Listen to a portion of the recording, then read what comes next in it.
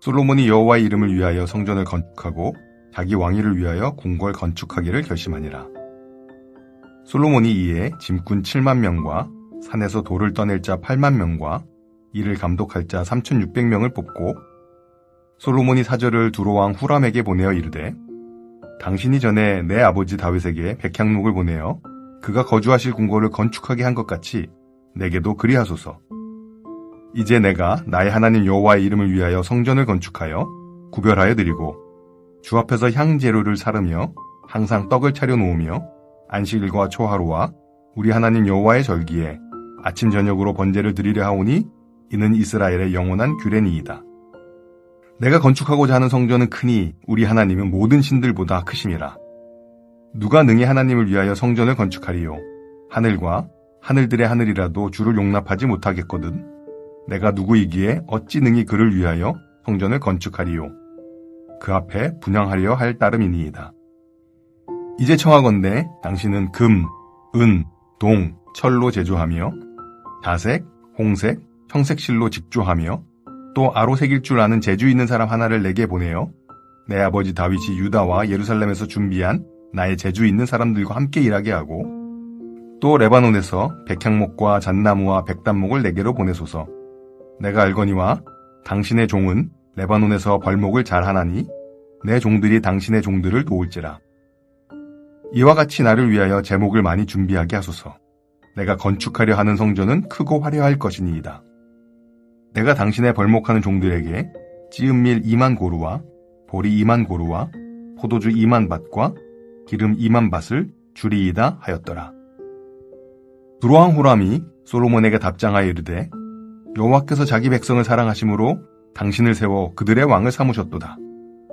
후람이 또 이르되 천지를 지으신 이스라엘의 하나님 여호와는 송축을 받으실지로다. 다윗 왕에게 지혜로운 아들을 주시고 명철과 총명을 주시사 능히 여호와를 위하여 성전을 건축하고 자기 왕위를 위하여 궁궐을 건축하게 하시도다. 내가 이제 재주 있고 총명한 사람을 보내오니 전에 내 아버지 후람에게 속하였던 자라. 이 사람은 다 내 여자들 중 한 여인의 아들이요 그의 아버지는 두로 사람이라. 능히 금, 은, 동, 철과 돌과 나무와 자색, 청색, 홍색 실과 가는 배로 일을 잘하며 또 모든 아로 새기는 일에 익숙하고 모든 기묘한 양식에 능한 자이니 그에게 당신의 재주 있는 사람들과 당신의 아버지 내 주 다윗의 재주 있는 사람들과 함께 일하게 하소서. 내 주께서 말씀하신 밀과 보리와 기름과 포도주는 주의 종들에게 보내소서. 우리가 레바논에서 당신이 쓰실 만큼 벌목하여 떼를 엮어 바다에 띄워 욥바로 보내리니 당신은 제목들을 예루살렘으로 올리소서 하였더라. 전에 솔로몬의 아버지 다윗이 이스라엘 땅에 사는 이방 사람들을 조사하였더니 이제 솔로몬이 다시 조사하매 모두 15만 3,600명이라. 그 중에서 7만 명은 짐꾼이 되게 하였고 8만 명은 산에서 벌목하게 하였고 3,600명은 감독으로 삼아 백성들에게 일을 시키게 하였더라. 역대상은 다윗이 죽고 그의 아들 솔로몬이 대신하여 왕이 되었다는 이야기로 끝을 맺습니다. 따라서 역대기하는 다윗의 아들 솔로몬의 왕위가 경고하여 가며 그의 하나님 여호와께서 그와 함께 하사 심히 창대하게 하시니라 라고 하면서 이제 솔로몬의 통치 이야기로 시작됩니다. 하나님이 함께 하심으로 솔로몬의 왕위가 견고하게 세워졌습니다. 무엇 때문일까요? 솔로몬은 이스라엘의 대표들과 함께 성막이 있는 기본 산당으로 올라가서 하나님께 1000마리의 희생 제물로 번제를 드렸습니다. 그러자 그날 밤에 하나님은 솔로몬에게 나타나셔서 내가 내게 무엇을 주랴? 너는 구하라 라고 말씀하셨습니다. 그때 솔로몬은 부나 재물이나 영광, 원수의 생명을 멸하는 것, 장수 같은 것을 구하지 않고 하나님의 백성을 바르게 다스릴 지혜를 구합니다. 솔로몬이 지혜를 구하였다는 것은 자신의 한계를 알고 통치의 중심을 하나님의 뜻에 두었다는 것을 보여줍니다. 여기에 대하여 하나님은 크게 기뻐하셔서 그가 구한 지혜뿐 아니라 구하지 않은 부와 재물과 영광도 함께 주셨습니다. 이후에 솔로몬이 예루살렘으로 돌아와서 이스라엘을 다스릴 때 하나님은 군사적으로 튼튼하고 정치적으로 안정과 경제적 번영을 누리도록 하셨습니다. 하나님의 지혜를 우선적으로 구하는 솔로몬의 선택으로 인해 나라 전체가 복을 누린 것입니다. 오늘 본문은 1절에서 언급된 것처럼 솔로몬은 다윗이 간절히 기대하고 준비했던 성전 건축에 착수합니다.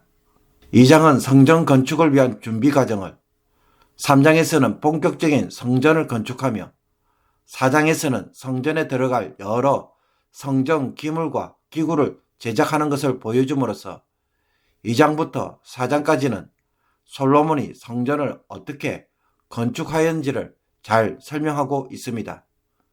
그 후에 5장에서 7장까지는 성전 봉헌식과 기도, 하나님의 응답을 보여주므로 솔로몬의 통치에서 가장 중요한 업적이 바로 성전 건축임을 강조합니다. 성전은 이스라엘이 하나님께 제사하는 곳이자 하나님의 영광 가운데 거하시는 하나님의 집이며 이스라엘을 통치하시는 곳이라는 것을 확정합니다. 다윗과 솔로몬 시대가 누린 영광의 중심에는 성전이 있었다는 것입니다.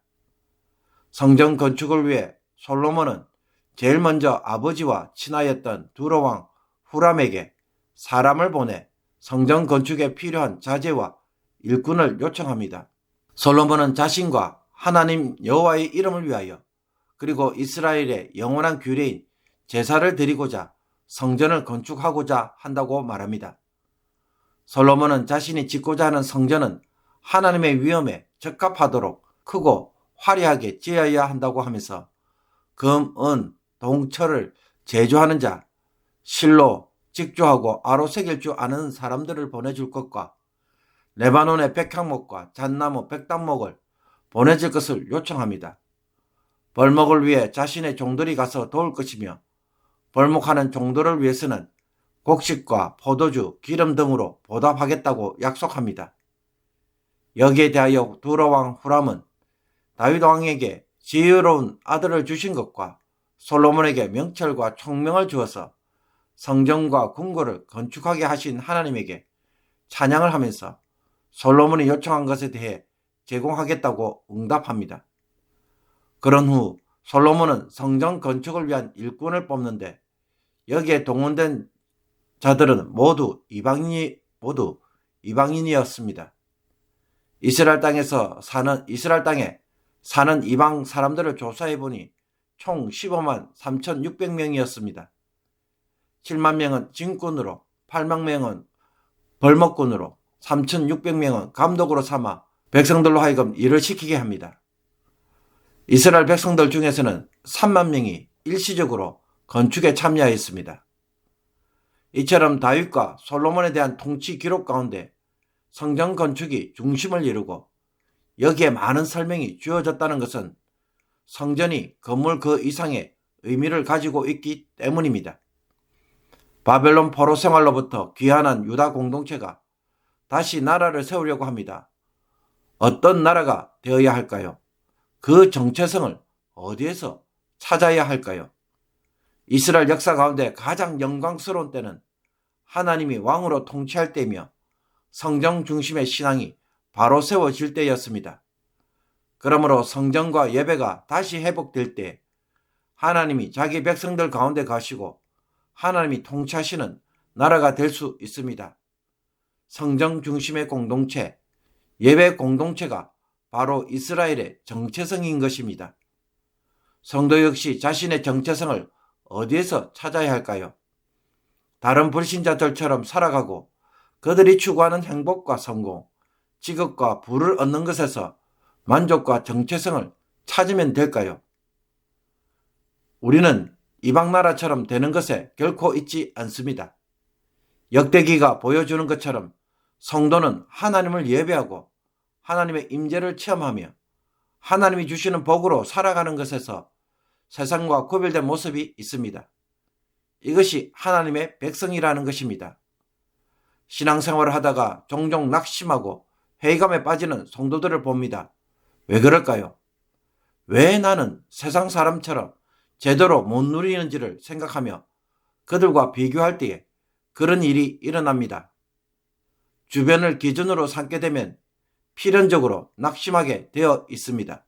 그러면 신앙의 회의감이 생길 수밖에 없는 것입니다. 바벨론 포로 생활을 겪어도 아직도 자기가 누구인지 무엇을 하면서 살아야 하는지를 깨닫지 못하는 유다 백성이라면 그 미래는 어떻게 될까요? 우리도 하나님의 말씀을 통해 자신의 정체성을 바로 세워야 할 것입니다. 세상을 바라보고 그들의 삶을 살려는 것에서 찰질 것이 아니라 하나님의 백성으로 사는 것에서 즐거움과 만족을 찾는 성도가 되기를 원합니다. 바울은 빌립보에서 그러나 무엇이든지 내게 유익하던 것을 내가 그리스도를 위하여 다 해로 여길 뿐더러 또한 모든 것을 해로 여기면 내 주 그리스도 예수를 아는 지식이 가장 고상하기 때문이라고 고백하였습니다. 그러면서 그는 그리스도를 얻고 그 안에서 발견되기를 간절히 소원하였습니다. 하나님을 예배하는 자로 그리스도 안에 있는 자기가 진짜 자신의 모습임을 알고 이것을 이루기에 인생의 여정을 걸어가는 성도, 그 사람이 하나님이 찾으시는 성도입니다. 이것을 인생의 목표로 세움으로써 헛된 세상의 영광과 유혹에 흔들리지 않기를 바랍니다. 오늘도 걸어가야 할 믿음의 길을 잘 걸어가는 성도가 되기를 주님의 이름으로 축복합니다. 기도드리겠습니다. 하늘과 하늘들의 하늘이라도 감당하지 못하는 크신 하나님, 우리의 천한 몸, 죄인된 몸을 도리어 성전으로 삼으시고 임재하시며 우리의 예배를 받기를 원하시는 것에 감사와 찬양을 올려드립니다. 하나님을 예배하는 자로 부르셨다는 것을 최고의 영광으로 여기고 이 땅 가운데 사는 자가 되게 하여 주옵소서. 썩어질 세상의 영광으로 자신의 삶을 도배하는 자들이 아니라 하나님의 영광으로 삶을 채워가는 자들이 되게 하여 주옵소서. 성전 건축의 진심이었던 솔로몬처럼 저희들도 나의 몸을 하나님의 집으로 세우고 예배로 매일의 삶을 살아가며 이것으로 기뻐하는 법을 배워가게 하옵소서. 세상의 헛된 자랑과 영광으로 사는 것에 더 이상 눈먼 자가 되지 않도록 오늘도 하나님의 영광을 진심으로 구하는 성도들이 되게 하여 주옵소서. 예수 그리스도의 이름으로 기도하옵나이다. 아멘.